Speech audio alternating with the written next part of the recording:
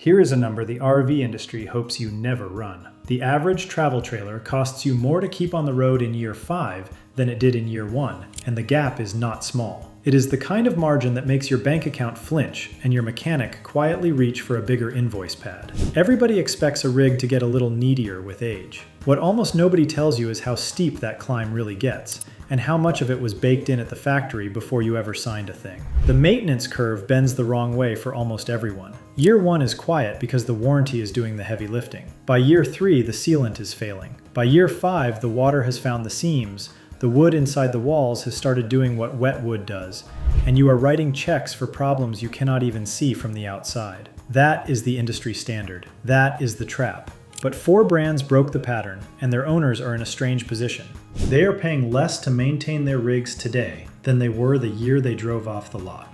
Not the same, less. So today we are auditing those 4. We are counting the offenders separately, and we are going to show you how to stop shopping like a victim and start thinking like an auditor. Smash that subscribe button, because we are about to save you from some seriously expensive mistakes. And stick around, because the number 4 brand is the one whose maintenance bill actually dropped by half. Why the curve rises for everyone else. Before we get to the winners, you need to understand what you are being saved from. Here is the thing. Most trailers on the lot right now are built the same way a cheap house is built. Except this house drives down the interstate at 70 miles an hour and shakes itself apart a little more with every mile. A wood frame. Aluminum or thin laminated fiberglass stapled to the outside. Sealant holding back the weather at every seam. It is fast to build and cheap to sell, and it works beautifully for about 36 months. Then the clock runs out. Water gets past a tired seam, the wood frame drinks it in, and the sidewall begins to separate from its own skin. That is delamination, and by the time you can see the bubble, the repair bill is already in the thousands. Translation: you bought a structure that was designed to look fine right up until the moment it becomes a money pit. The 4 brands we are about to audit refuse to build that way, and every dollar you keep is the proof. Brand number 1, Casita. We start with the little one that punches so far above its weight it embarrasses trailers 3 times its price. Casita builds a molded fiberglass shell, and that one decision changes the entire math of ownership. Here is what the marketing will not frame for you. A Casita is small. It is light enough that a modest SUV can tow it, and on the lot next to a 40-foot palace it looks almost like a toy. So people walk past it.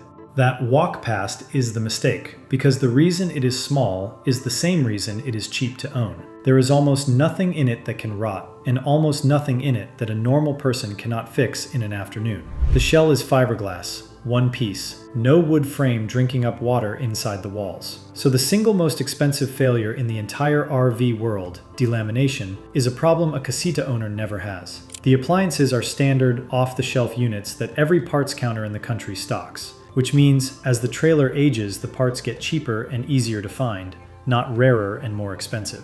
And the owner community is enormous and obsessive, so any repair you might face has already been solved, photographed, and posted by 10 people who did it for the cost of a part and a weekend. The evidence is in the resale.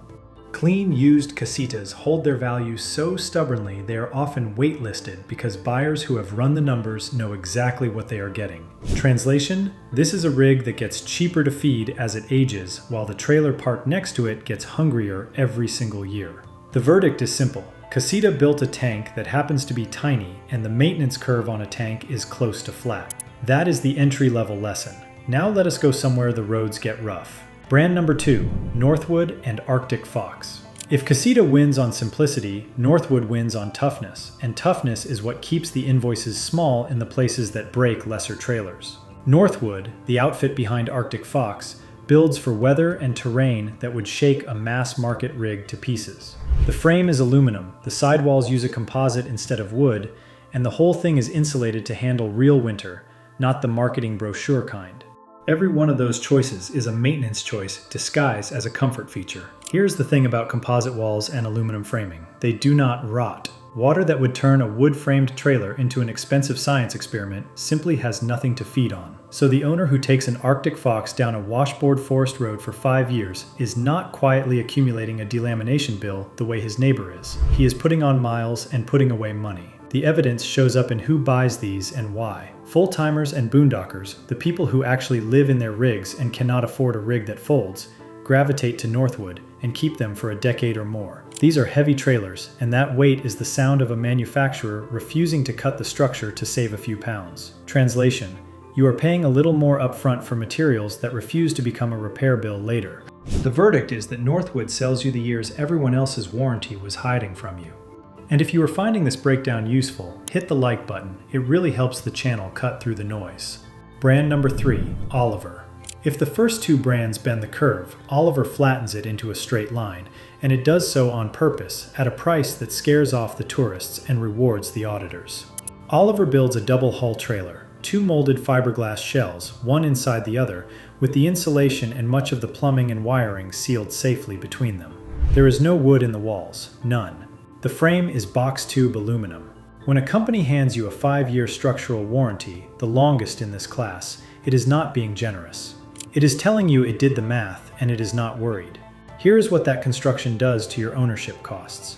The catastrophic failures that define mass market RV life, rot, delamination, leaks that trace back to a rotted frame, are engineered out of existence. What is left are wear items, the small, predictable things, and those get cheaper and simpler to handle the longer you own the rig and the better you learn it. An Oliver from 2008 can still be pulled down the highway today looking close to the way it left the factory. The evidence is the resale market, and it is brutal in the best way. A 10-year-old Oliver commonly sells for 70 to 80% of what it costs new in an industry where the average trailer has already surrendered 60 to 70% of its value in that same window. Translation: the market is paying you to have chosen the rig that does not eat itself alive. The verdict is that Oliver is not the cheapest trailer to buy, but it may be the cheapest one to own, and those are very different numbers.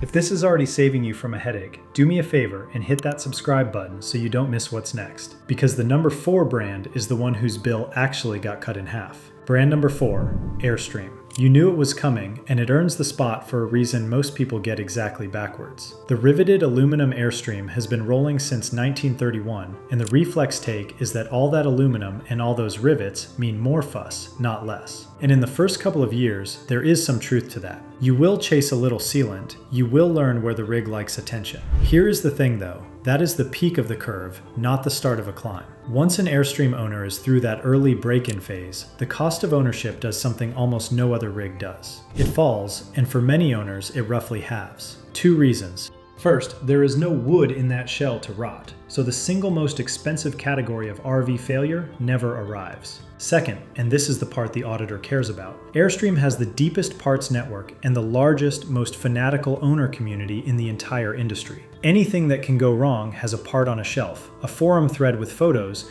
and 3 retirees near you who have already fixed it twice. That combination turns what would be a dealer's 4-figure repair on any other brand into a Saturday and a modest parts order. The evidence is in the resale numbers that everyone quotes and few understand. Airstream leads its category on resale, not because of nostalgia, but because buyers know the aluminum shell outlives the loan, the marriage, and occasionally the owner. Translation: after year 5, you are no longer maintaining a depreciating box, you are maintaining an appreciating asset, and it is charging you less to do it.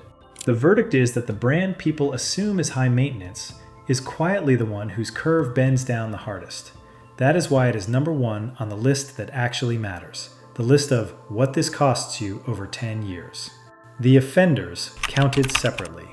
Now let us name what you are running from, and we will count these on their own because they do not get to share a list with the winners. Offender number 1 is the empire of volume brands built under the biggest names in the industry, the ones that got dramatically less careful in the boom years when demand outran quality control. Offender number 2 is the mass market volume line, whose lower trims are famous for being fine on the lot and fragile in the field. Offender number 3 is the innovation heavy brand, whose owners spend more weekends fixing than camping.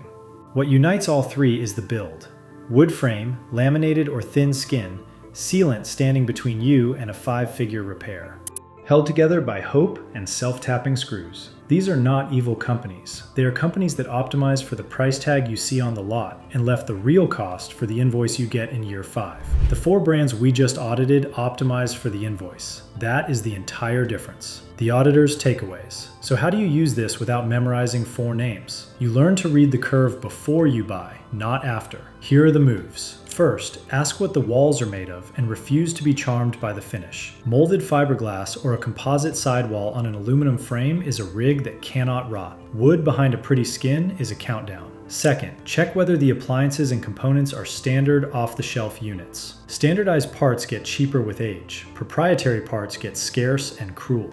Third, look at 10-year-old resale before you look at anything else, because a rig that holds 70% of its value is telling you its owners are not bleeding money to keep it alive. Fourth, find the owner community. A big, obsessive community is free labor, free diagnosis, and the difference between a Saturday and a dealership. Do those 4 things and you stop shopping like a victim and start thinking like an auditor. The rig that costs a little more today and nothing dramatic later beats the bargain that bleeds you for a decade every single time. Let me know in the comments which brand on this list surprised you the most. And if you want to make smarter choices, subscribe and hit the bell. I'll see you in the next one.